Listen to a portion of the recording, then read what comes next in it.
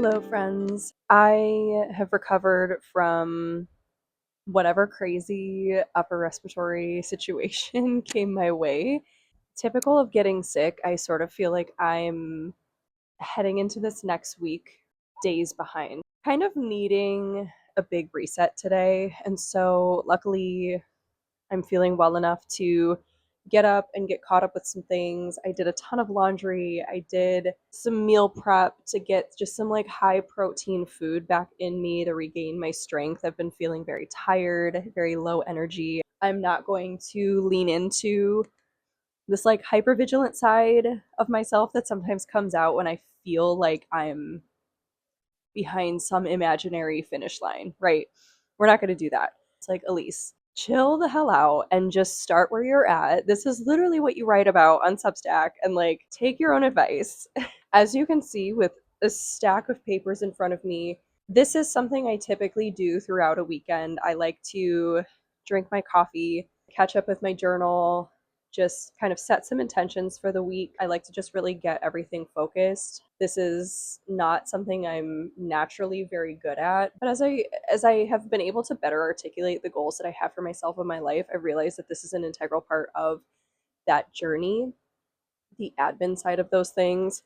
But also, I've been trying to reduce like my doom scrolling. I want to be realistic about the ways in which I can and cannot remove screens from my life, but the news is one way that I have chosen really intentionally this year to work on that. And so I have like a week of New York Times papers to get through. First thing that I'm going to do is finish this paper, and then I want to read the rest of the articles in the New York Times magazine, which honestly, you guys, if you do not have a subscription to a newspaper, I'm not necessarily endorsing the New York Times 100%, but I am enjoying the articles, particularly in their New York Times magazine, because they are super long form articles. So like many are 6 pages full of details and facts and data.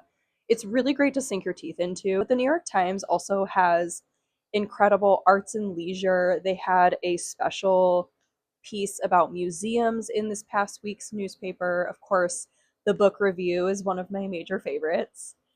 Sunday Styles is fun. The opinion section is really interesting. I've been discovering a lot of new modern day thinkers and authors that I want to dive into some of their nonfiction books in the Sunday opinion section. So, whatever newspaper floats your boat, I recommend subscribing, getting that physical paper, and really just like slowing down your intake of the news. That is my personal opinion. You can take that or leave that as you will. Today, though, I also have a couple of just like fun things I need to catch up on. I have letters from pen pals. I have one in Kentucky, and then I have another one in Germany. So I'm going to spend some time writing them back today. Last but certainly not least, I'm going to catch up with my habit planner, look at the week ahead, and just kind of forecast some time management details. I need to sit with my journal and just get some things out of my head. I wrote a little bit this morning on my Substack. Today's Sunday table kind of looked at what happens when AI really begins to infiltrate your work. And I don't mean using AI to like flesh out sentences or, analyze data, or however the myriad of ways that AI is inevitably becoming part of our day-to-day work. What I'm talking about is that I am a creative professional, so I am in graphic design. I do creative directing for a small boutique creative marketing company. And I've officially had a situation where someone came to us for prospective work, but they'd already done the whole visual concept iteration completely with ChatGPT. And where do we go from there? What does that mean to a creative? And I'm not disparaging this client at all, but it really brought up some sort of creative existentialism for me. So if you're interested in reading that, I can link that below. And a lot of the feelings that came up for me last week, in addition to being physically ill, it was a tough week. I had a lot in my head. So I need to journal that out. I want to follow up with some of the rituals that I put in my Sunday table article. So I don't think I really said this, but each week in my Substack, I post a series called The Sunday Table, and it's called Rituals for Building a Nourishing Life. It's everything from reading recommendations to ways in which to infuse literature, domestic rhythm, and creative growth into your week in ways that are completely achievable. You know, we're not trying to write the next great American novel in our week or do anything that's like over the top difficult or performative, but it's little moments that you can take with yourself as the week elapses to get back in touch with your creative side, discover something new about yourself or what you love.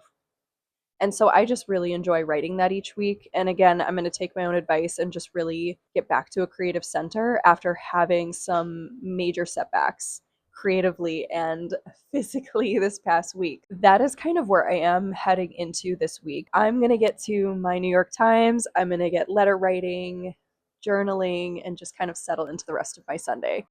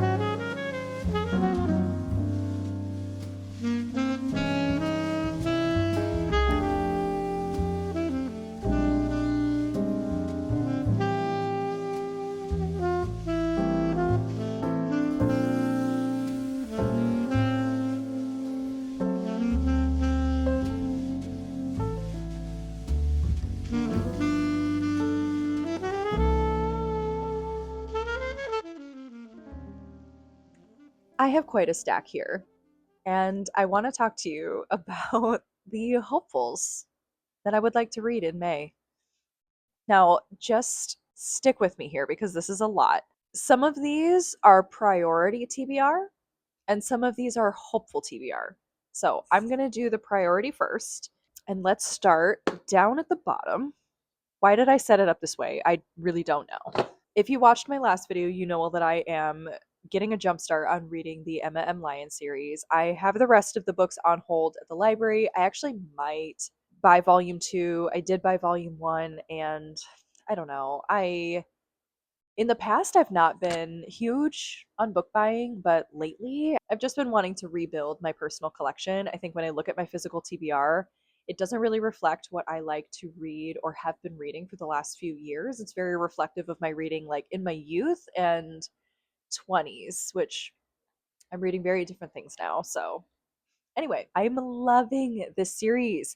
If you have not jumped into this series yet, I highly recommend. It is fun, it is snarky, it is sarcastic. It's very much giving Downton Abbey, Gilded Age esque drama, but like all the tea. Emma is just sharing all the family tea in London, and I'm so here for it. The next that I'm prioritizing are two NYRB books. The first is The Door by Magda Szabo. I think I have talked about this in the past that I've been reading this book. I had to shelve it because of a few books that I was buddy reading that I was kind of trying to put a first priority on.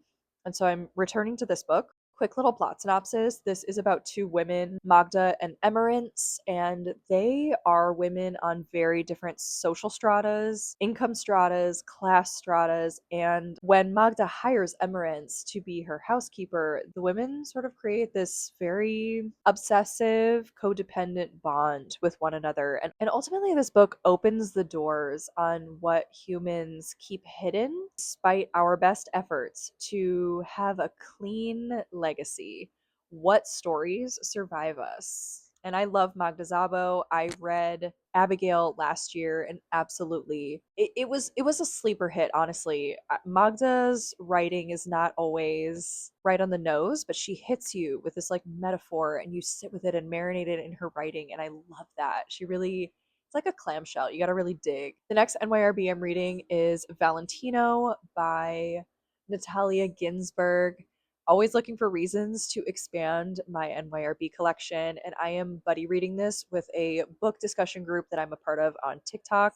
So if you're over there, you can follow me along for that. And I'm really going into that one blind. I haven't done a ton of research on the plot or the themes yet, but I will once I start kind of reading that one more in earnest. The next book on my priority for May is Flashlight by Susan Choi. This was shortlisted for the Booker last year, and it has been shortlisted for the Women's Prize for Fiction this year. I need to get my hands on this, which I did, and I'm very excited to read this. It's part family dynamic drama, part murder mystery, and I'm 11 pages in already. I bought this yesterday, started reading it. The suspense and the tension that she's already establishing 11 pages in, I have a feeling this is going to be a 5-star read for me. Brief aside, I don't really give star ratings much anymore. I mean, if you follow me on Fable, I do, but that's just more for I think jogging my memory when I look back on my reading habits of like what I really liked. But I don't, at the same time, I really don't love distilling an author's work down to like an arbitrary symbol like that. But all that being said, I really do think this is going to be a super strong book. I love family dynamics, litfic, and I need to understand what has happened to Louisa and her relationship with her mom and her relationship with her dad, why they are so drastically different. I love also, this one spans multiple decades. We get a lot of family past, family future, and I love the way so far that Susan Choi has structured the relationships in this novel. All right, and then the three books that I would hope to get to are Tangerine by Emanuela Anechum. This is a story about a woman returning to herself after the loss of her father. She grew up in London, and after her father's passing, she returns home to Morocco and sort of has to pick up the pieces of life after that, really. The next is The Director by Daniel Kelman. This is an international Booker shortlist pick, so I do want to try to read this. But if I'm being completely honest, I may only read this one if it ends up winning the prize. But word on the street is that most people who have been reading the shortlist seem to think that She Who Remains by Renee Karabash is possibly going to win the overall prize. That is just a guess. We will see if I get that right at the end of May. But either way, the director has been shortlisted. This is about G.W. Pabst, and he is a prolific German director. When Hitler rises to power and the Nazis seize political control of Germany, he flees to Hollywood. We have a guest. We have a guest appearance by Keepy. Hi, sweet girl. Hi. I know. And so, as fate would have it, he's forced to return home to Austria to care for his ailing mother. And it really begins his journey of asking himself how he is complicit in the power structures at play throughout Nazi Germany and Austria. This one really focuses on the topic of how artists either play a role in resisting or allowing the fascist regime to continue its hold on a culture and society. Definitely interested, but we'll see if I end up getting to that this month. And the last that I would love to prioritize is another like former Booker shortlist from last year. This is Flesh by David Soleil. Sorry about the glare. This is very much a story told in isolation about a man really at war with himself. And I think the fact that it's set in Hungary is probably also very interesting because I almost feel like that is indicative of the Hungarian culture, at least the culture that has been presented to me via literature. And it very much seems to dive into reckoning with the macro choices of your government, your culture. It's also very interesting that we're sort of seeing this play out in real time in what's recently happened in Austria's government and politics. And so I'm wanting to again continue exploring some of that culture in literature. And so the fact that David Soleil is Hungarian and his main character, Istvan, is grappling with some of these dichotomies on a macro and a personal level. I didn't make a TBR in April, and I think that served me well. I think not having a set list was good for me, but at the same time, I've expanded my physical TBR a little bit and went and bought a few books, and I'm hoping that having them nearby or like without the pressure of having to return them to the library will help me just approach my TBR with the same ease that I did in April. We will see. Watch this space.